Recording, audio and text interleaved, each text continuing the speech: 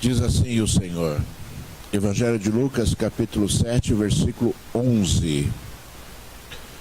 Pouco depois, Jesus foi para uma cidade chamada Naim, e seus discípulos e numerosa multidão iam com ele. Ao aproximar-se do portão da cidade, eis que saía o enterro do filho único de uma viúva, e grande multidão da cidade ia com ela. Ao vê-la, o Senhor se compadeceu dela e disse: não chore. Chegando-se, tocou no caixão, e os que estavam carregando, os que o estavam carregando pararam. Então Jesus disse: jovem, eu ordeno a você, levante-se. O que estava morto sentou-se e passou a falar, e Jesus o restituiu à sua mãe. Aleluia. Somente até aqui. Filho de Deus, meu Senhor, Deus vivo e Senhor desta igreja, Pai, chegou a hora de nós falarmos de Ti, Senhor. Chegou a hora, Senhor, de toda a terra, de nós ouvirmos a Tua voz, Senhor. Chegou a hora, Deus Altíssimo, Pai, de nós sermos edificados mais uma vez pelo poder da Tua palavra, Senhor. Papai, eu te peço em nome de Jesus, Senhor, revela-te a nós agora, Senhor. Mostra-te, Senhor, no poder da Tua palavra, Senhor. Mostra-te, Senhor, oh Deus, a este povo, Senhor, Deus Todo-Poderoso, Pai. Oh Senhor, usa-me agora pela Tua misericórdia, Senhor. Oh Deus, usa-me, Senhor da glória, pelo poder do Teu Espírito Santo, Senhor. Oh Senhor, invade, Senhor, mais uma vez, Senhor, o meu coração, Senhor. Oh Deus, toca, Senhor, nos meus lábios, Senhor, fala aos meus ouvidos, Altíssimo, oh Deus, revela-te, Senhor, Pai, a cada vida que entrou neste lugar agora, Senhor, para que a Tua glória seja manifesta em cada um, Senhor, em cada um de nós neste lugar, Senhor. Glorifica o Teu nome, Senhor, para a glória de Ti, somente para a glória de Ti, meu Senhor. Então seja louvado, seja exaltado e seja glorificado o nome de Deus para todo sempre. Aleluia, graças a Deus. Irmãos, nós vemos aqui uma passagem muito interessante da palavra de Deus, porque Jesus, ele estava ali muito próximo de Nazaré, né, onde ele viveu toda a sua infância, adolescência. E ele estava entrando, a Bíblia diz, numa cidade chamada Naim. E ali, entrando na cidade, ele se deparou com um enterro. E a Bíblia diz que esse enterro era de um jovem, um filho único de uma viúva. Que só por esse relato nós já observamos algo muito triste, porque a mulher já tinha perdido o seu marido e tinha perdido ali também o seu único filho, e com certeza essa era uma situação muito difícil nos tempos ali de Jesus, porque aquela mulher, ela não tinha mais quem pudesse ajudá-la. Ela não tinha mais o seu esposo, não tinha mais o seu filho, e consequentemente viveria ali da misericórdia das pessoas que estivessem ali ao seu redor, porque tudo aquilo que ela tinha nesse mundo, ela tinha perdido, que era a sua família. E Jesus, se deparando com esse contexto bíblico, com essa situação bíblica relatada aqui, a Bíblia diz que o Senhor olhou e Ele se compadeceu. O Senhor olhou e com certeza Ele deve ter compreendido tudo aquilo que aconteceria com aquela mulher. Ele também olhou aquela multidão, e a Bíblia diz que era uma multidão que acompanhava aquele cortejo fúnebre. Ele olhou para aquela multidão e também compreendeu ali a comoção daquelas pessoas. E através disso tudo, né, daquilo que o Senhor observou, viu, entendeu e daquilo, né, que ele sentiu, ele resolveu agir. E ele disse para aquela mulher: não chore. Então você já deve compreender que o sofrimento dela era terrível naquele momento, acompanhando o enterro do seu único filho.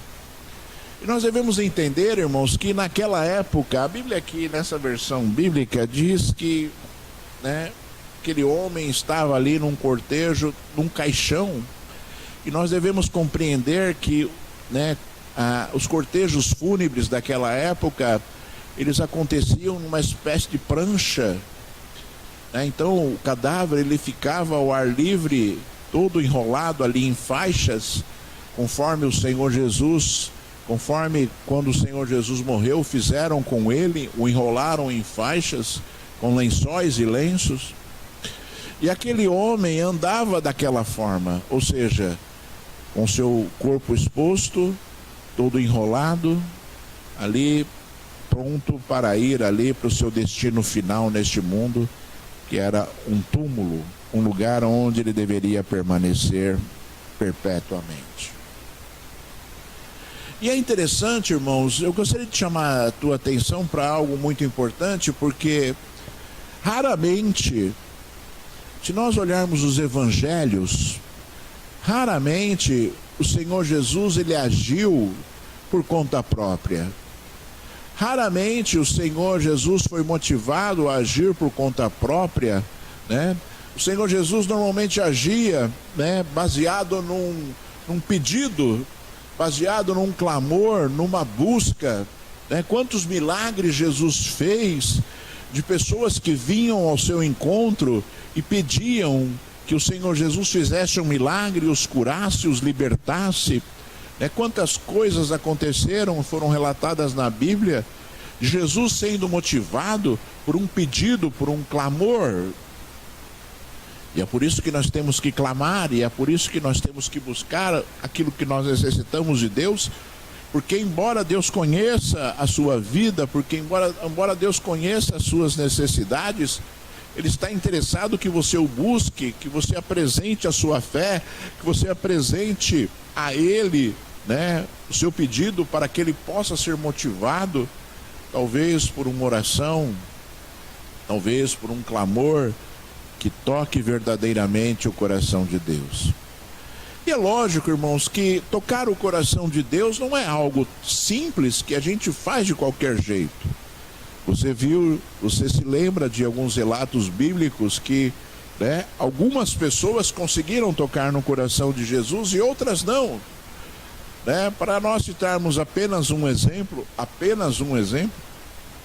temos a situação dos dois irmãos, Abel e Caim, que ambos se apresentaram diante de Deus para oferecer algo ao Senhor, e o Senhor recebeu de um e não recebeu de outro. Então não é de qualquer forma que nós vamos ter sucesso em apresentar as nossas causas a Deus e sermos ali atendidos pelo Senhor. Existem princípios que Deus requer para que Ele esteja ouvindo e sendo tocado no seu coração por aquilo que nós falamos a Ele, por aquilo que nós apresentamos a Ele, né? E um dos princípios fundamentais é a verdade daquilo que nós praticamos. Você já me ouviu falar disso? Se nós não formos verdadeiros, nós não seremos recebidos, porque aquele que não é verdadeiro é mentiroso, e aquele que é mentiroso não pertence a Deus, mas pertence ao diabo, diz a palavra do Senhor. Então não adianta você ser uma pessoa ritualista, né? E que você vai fazer algo para Deus que não representa a sua emoção, que não representa aquilo que você verdadeiramente quer fazer, que não representa aquilo que você está sentindo. Não adianta, porque o Senhor Deus, Ele conhece a verdade. Ele conhece a verdade, por isso Ele sabe aquilo que é a mentira. Então nós devemos o quê? Nós devemos, todas as vezes que nós nos apresentamos diante de Deus, nós devemos cuidar da qualidade daquilo que nós apresentamos para Deus. Nós devemos nos preocupar com isso, porque o teu Deus, o nosso Deus, Ele saberá a verdade daquilo que você está fazendo, porque o nosso Deus não é movido por rituais. O nosso Deus, Ele é movido por aquilo que está dentro de nós. Por aquilo que está dentro de nós. O próprio Senhor Deus, Ele disse várias vezes, né? O Senhor Deus disse certa vez: quem é que você quereu apenas entrar nos meus átrios? O Senhor Deus, Ele ordenou ali a Abraão que houvesse a circuncisão de todo o homem nascido em Israel, né? E o Senhor Deus, certa vez, Ele falou assim, que Ele não se interessava pela circuncisão do prepúcio, mas da circuncisão do coração. Circuncidai o vosso coração e não o vosso corpo. Então o Senhor, Ele estabeleceu coisas que representavam coisas muito importantes para Ele, mas ao mesmo tempo, aquilo que era muito importante para Ele, se não for muito importante para o homem, de nada vale para Deus aquilo que o homem faz. Se aquilo que é importante para Deus não for importante para você, não adianta você fazer. Não adianta você vir à igreja, não adianta você orar, não adianta você ler a Bíblia, tudo será muito teórico, tudo será muito superficial, tudo será assim, muito vazio, né? E aí o homem se torna uma pessoa superficial, vazia, e ele não compreende o porquê. Ele vem à igreja e não consegue sentir a presença de Deus, quando sentirmos a presença de Deus deveria ser fundamental quando nós estamos na igreja. Quando você ora, quando você busca o Senhor, não adianta você estar falando palavras ao Senhor e ao mesmo tempo pensando em outras coisas, porque na verdade você vai estar falando para Deus aquilo que você está pensando e não aquilo que os seus lábios estão, né, se movendo para falar. Por isso eu sempre digo, o homem ele tem que se controlar, o homem ele tem que ter discernimento, o homem ele tem que ter entendimento para poder ter uma vida sadia espiritualmente falando, para que Deus possa estar a cada dia nos enchendo mais com seu Espírito Santo, nos enchendo mais com a sua graça, com o seu poder, nos enchendo mais com aquilo que, né, Ele tem de mais precioso para nós, que é a presença dEle neste mundo. E nós vemos aqui, voltando ao texto bíblico que nós estávamos lendo, nós vemos Jesus se chegando àquela mulher e falando: não chore. E ao mesmo tempo, talvez aquela mulher tenha se compadecido com aquelas palavras que o Senhor Jesus tinha falado, mas ao mesmo tempo o Senhor sabia, né? O Senhor sabia que para que houvesse ali uma manifestação de poder, alguma coisa deveria ser feito. Para aquela mulher ter ali, né, o seu alívio, o seu socorro, alguma coisa deveria ser feita, né? E eu vou dizer para você o seguinte, irmãos, que o nosso Deus ele está interessado em te socorrer sempre. O nosso Deus ele está interessado em operar maravilhas na sua vida, em todas as tuas necessidades. Em todas as tuas necessidades, o Senhor Deus está disposto a fazer algo para que você possa ter ali, né, aquilo que você necessita resolvido. Tem coisas para você resolver esta manhã, não tem? Tem coisas, né, que ainda não estão bem na sua vida. Tem coisas, né, que talvez você tenha apresentado diante de Deus e você não tenha visto solução ainda para o seu problema, para a sua causa.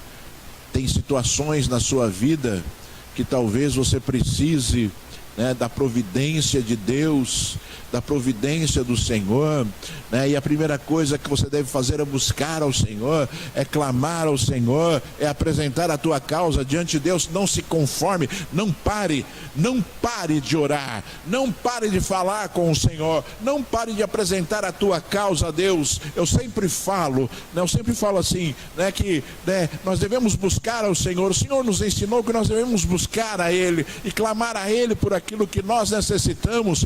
E enquanto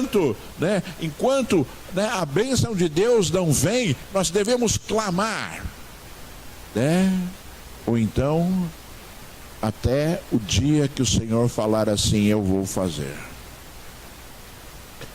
Você não deve se calar diante de Deus até que haja uma resposta positiva de Deus. Se o Senhor falar: eu vou fazer, você pode parar de orar. Pode parar de orar.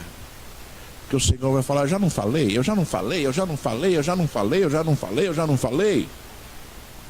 Mas enquanto o Senhor não falar: eu vou fazer, continue clamando e continue buscando, né? Lembra da parábola do juiz iníquo, né? Que a mulher necessitava de uma bênção e ficava na porta daquele juiz todos os dias. Ela ficava ali todos os dias: faça justiça à minha causa, faça justiça à minha causa, faça justiça à minha causa, né? E o juiz falou assim: deixa eu resolver logo a causa dessa mulher aí, que assim ela vai me deixar em paz. Então o Senhor Jesus nos ensinou. Os caminhos que Jesus ensina são os caminhos que nós devemos seguir. Eu tenho dito aqui essas últimas semanas a respeito disso. As palavras de Jesus são as palavras que nós devemos dar crédito e segui-la, obedecê-la, para que nós possamos ter êxito nas nossas causas, para que nós possamos ser abençoados neste mundo e cheios do poder dele, porque a resposta de Deus, ela nunca é do tamanho que a gente pede, ela é sempre maior. Eu já percebi isso, né? O Senhor Deus, quando dá algo a nós, Ele dá sempre algo mais do que aquilo que nós necessitamos, né? E eu estou falando isso, irmãos, né, em relação àquele que é fiel, porque aquele que, né, tem, né, a providência de Deus baseada na intercessão de outras pessoas, né, simplesmente por causa da intercessão das outras pessoas, sempre terá aquilo que é somente suficiente para que ela não sucumba. A bênção de Deus será numa medida para que haja ali algo que possa suportar aquela vida durante um tempo, por causa da intercessão, por causa da busca de alguém que está ali, né, se colocando diante de Deus para clamar e buscar o poder de Deus. A Bíblia diz que Jesus então chegou e tocou no caixão. E os que estavam carregando pararam. Então Jesus disse: jovem, eu ordeno você, levante-se. E o que estava morto sentou-se e passou a falar, e Jesus o restituiu à sua mãe. A Bíblia, irmãos amados, está repleta de milagres de Jesus. Nós encontramos relatado na Bíblia, somente 3 pessoas que foram ressuscitadas pelo Senhor. E eu falo somente 3 pessoas porque Jesus curou milhares de pessoas. Jesus libertou milhares de pessoas. Mas somente 3 pessoas foram ressuscitadas pelo Senhor, né? Somente 3 pessoas, né, estão relatadas na Bíblia que foram ressuscitadas pelo Senhor. Porque o Senhor pode ter ressuscitado muito mais e não estão relatados na Bíblia, né? E esta foi a providência de Deus para uma causa, e essa foi a resposta de Deus para a solução de uma pessoa que tinha um contexto de vida extremamente difícil para a frente, né, para aquilo que ela enfrentaria a partir daquele momento, naquele instante. Se você olhar o contexto do que motivou Jesus a fazer isso, você vai encontrar também esse mesmo contexto nos outros milagres que Jesus fez, ressuscitando pessoas. Jesus ressuscitou a filha ali do chefe da sinagoga, que já estava morta, foram ali avisar Jesus. O chefe da sinagoga mandou chamar Jesus e deram risada de Jesus porque ela já estava morta. E você lembra também de Lázaro, irmão de Marta e Maria, que já estava enterrado ali no sepulcro, há mais de 3 dias, há 4 dias, e ali já cheirava mal, e ali o Senhor o ressuscitou. No caso desse jovem, o Senhor ordenou: levante-se. No caso da menina, filha do chefe da sinagoga, o Senhor ordenou: levante-se. E no caso, na situação em que Lázaro vivia, que já estava enterrado, sepultado, ali estava no seu sepulcro, melhor dizendo, o Senhor ordenou e disse: Lázaro, venha para fora. Ou seja, para que um milagre aconteça na sua vida, para que um milagre aconteça na nossa história, basta que o Senhor ordene, basta que o Senhor mande, basta que o Senhor esteja ali disposto a fazer aquilo que Ele deseja fazer, e basta uma ordem de Deus e tudo acontece. Basta uma ordenança do Senhor para que você seja abençoado hoje, e você será abençoado hoje, não importam as circunstâncias, o tamanho da tua necessidade. Se você precisa um milagre do tipo ressurreição, se você precisa de um milagre, de uma cura, de uma libertação, não importa, o Senhor Ele pode fazer, o Senhor Ele pode agir, o Senhor Ele pode trabalhar em seu favor, o Senhor pode sim fazer milagres na sua vida. Nas três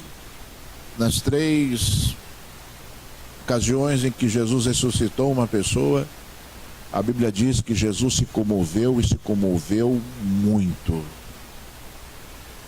Nessa situação, da menina que estava morta, e no caso de Lázaro, a Bíblia diz que Jesus olhou para a multidão que sofria, Jesus olhou ali, para as irmãs de Lázaro que sofriam e choravam. E a Bíblia diz que Jesus se incomodou muito com essa situação, assim como Jesus se incomodou muito com aquela morte, aquela situação que aquela menina estava vivendo, de morte. E talvez você olhe assim e você fala: não, realmente é um momento muito triste, o momento da morte. Mas eu penso que os sentimentos de Jesus, eles eram muito maiores do que nós talvez possamos imaginar, porque o Senhor talvez olhasse aquela multidão, daquela viúva, daquele pai que perdeu a menina, das irmãs e da multidão ali, que estava próximo ali ao túmulo de Lázaro, e talvez você pense assim: eles estavam chorando, eles estavam sofrendo, mas eu creio que o Senhor Jesus, Ele estava ali exalando o seu sentimento, na verdade, em relação àquilo que a humanidade construiu para a sua vida, que não precisaria ser, o homem não precisaria passar por aquilo. Aquele sofrimento foi trazido, foi influenciado, foi ali, se manifestou na vida do homem por causa das suas próprias atitudes, e talvez Jesus estivesse lamentando lamentando ali, como Jesus quando entrou em Jerusalém e lamentou ali tudo aquilo que iria acontecer. Quando Jesus entrou em Jerusalém, você sabia que as únicas duas passagens que a Bíblia diz que Jesus chorou, foi ali quando, né, viu aquela multidão sofrendo ali, né, na morte de Lázaro, né? A Bíblia diz que Jesus se comoveu e chorou. E a Bíblia diz também que quando Jesus estava para entrar em Jerusalém, próximo da sua crucificação, ele olhou ali para a cidade santa e chorou. E chorou, porque ele viu o futuro daquela nação. São coisas terríveis para o nosso Senhor chorar. As situações são terríveis, porque Jesus, ele se compadeceu de muitas pessoas. A gente estava falando ali de que Jesus, ele ressuscitou aquele jovem para aquela viúva sem que houvesse um pedido, e aconteceu a mesma coisa aquele paralítico no tanque de Betesda. A Bíblia diz que Jesus estava olhando e observou aquele homem. Começou a olhar para ele e observou aquele homem que não tinha ninguém para ajudá-lo, que não tinha ninguém para resolver aquilo, né, que ele necessitava. E Jesus, comovido, se achegou em relação àquele homem e perguntou se ele queria ser curado. São coisas, irmãos, que a gente tem que compreender, a gente tem que observar,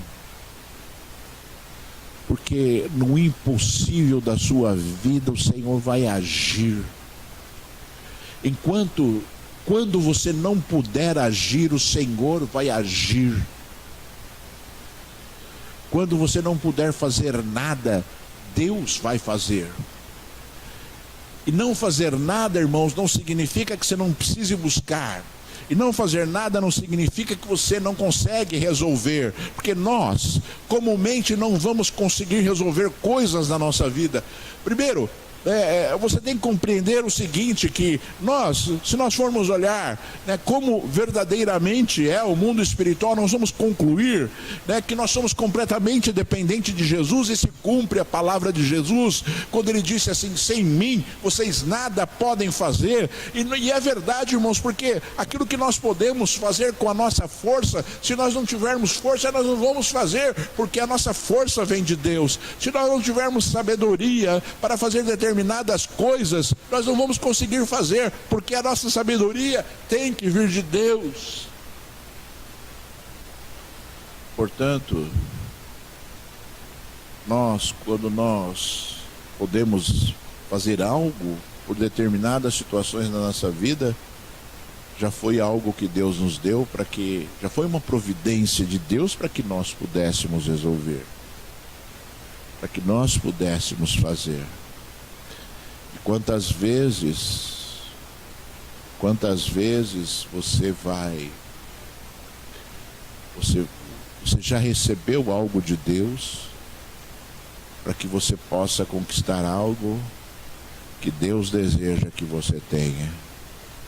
Mas não é porque você é autossuficiente, mas é porque Deus já se revelou e já se manifestou a você, para que você possa atingir determinado objetivo das suas necessidades.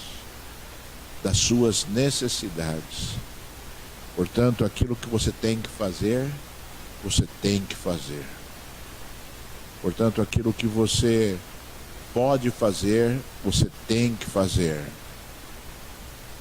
Você deve fazer, para que você possa ser um quê? Um conquistador, para que você possa ser aquele que, né, vai ter de Deus tudo aquilo que Ele deseja te entregar. que nosso Deus tem muita coisa que Ele deseja fazer para a nossa vida, que o homem não recebe, porque simplesmente não se manifesta de forma correta para que aquilo aconteça na sua vida. O homem é o grande impedimento de Deus para que Ele possa abençoá-lo. Você é o grande impedimento de Deus para que Ele possa te abençoar. Porque Satanás não pode contra você. Porque a Bíblia diz que aqueles que estão em Cristo Jesus, o diabo não toca. Então você, somente você, é aquele que pode sim impedir ou adiar algo de Deus na sua vida, por conta das suas atitudes terríveis, das suas atitudes levianas, das suas atitudes negligentes em relação àquilo que Deus deseja que você pratique. E essa é a verdade, irmãos. Se você não compreender esta verdade, você vai continuar o quê? Sem compreender nada na sua vida. Quando você, quando você pede, eu quero mais conhecimento de Deus, eu quero mais conhecimento de Deus. Se você não olhar para você e entender que você, é o grande impedimento de Deus para que isso aconteça, você sempre estará buscando e nunca encontrará. Você sempre estará buscando e nunca encontrará, porque nós temos que agir para que as coisas que são de Deus aconteçam na nossa vida, porque quando nós não conseguirmos agir, Deus agirá. Deus agirá. Deus mandou diversas vezes Davi à batalha para conquistar. Josué teve que lutar e guerrear para conquistar a nação de Israel. As diversas nações que compunham a nação de Israel, Josué teve que conquistar todas elas através da guerra, através da batalha, conforme orientação de Deus. Portanto, irmãos, compreenda e entenda que você deve mudar a cada dia para que as coisas que são de Deus sejam manifestas na sua vida, de forma eficiente e maior, porque quando você estiver ali dizendo e culpando fulano, beltrano, ciclano, por conta daquilo que não acontece na sua vida, você estará buscando e não estará encontrando, porque nós devemos sim olhar para nós e, avaliarmos a nossa vida continuamente, para que as coisas que são de Deus, elas sejam o quê? Cada vez mais completas em nós. Porque o Senhor está disposto a fazer milagres. Porque o Senhor está disposto a mudar histórias. Porque o Senhor está disposto a curar enfermidades, porque o Senhor está disposto a libertar o cativo. O Senhor está disposto a fazer aquilo que for necessário para que você seja salvo. Para que você seja salvo e atinja efetivamente aquilo que Deus deseja que você atinja. E que você, que você nunca se esqueça da palavra de Deus. Você quer ser cheio do Espírito Santo? Você tem que ter comunhão com Deus. Você quer conhecer a palavra de Deus? Você tem que ler a Bíblia. Você tem que estudar a palavra do Senhor. Você tem que se aperfeiçoar naquilo que Deus deixou. Você quer ter dons espirituais? Você busque incessantemente o dom espiritual, porque Deus deseja te dar. Se Ele não está te dando, é porque está falhando algo na sua vida, está tendo alguma falha na sua vida. Você quer ver um exemplo? Vou dar um exemplo aqui muito claro e nítido, e que infelizmente acontece na igreja. a falta do dom de línguas estranhas. Não tem um ser humano neste mundo, que não deveria ter o dom de línguas. Todo o ser humano, todos os cristãos deveriam ter o dom de línguas estranhas. Todos, sem exceção. Todos, sem exceção. Sabe por quê? Porque a Bíblia diz que o dom de línguas estranhas edifica a nós mesmos. Então nós necessitamos. Se você não tem, é porque você não busca. Se você não tem, é porque você não quer. Se você não tem, é porque existe uma falha na sua vida. E hoje, irmãos, infelizmente, eu já vi pastores que não têm esse dom, que é para mim é uma aberração. É uma aberração, sabe? Porque é um dom necessário. É um dom necessário. Abra os seus olhos, abra os seus ouvidos, faça uma reflexão espiritual da sua vida, deseje, busque tudo aquilo que é importante para você, se esforce, e se esforce,